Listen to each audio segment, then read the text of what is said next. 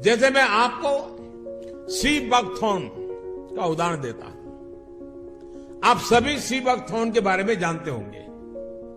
लद्दाख क्षेत्र में पाए जाने वाला यह प्लांट -40 से +40 डिग्री सेंटीग्रेड में कठोरतम तापमान को सहन करने की ताकत रखता है। चाहे जितना सूखा हो, यह अपने आप फलता फूलता है।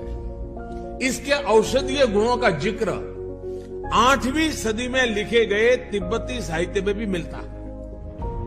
देश और विदेश के कई आधुनिक रिसर्च संस्थानों ने इस सी बकथॉर्न को बहुत ही मूल्यवान माना है।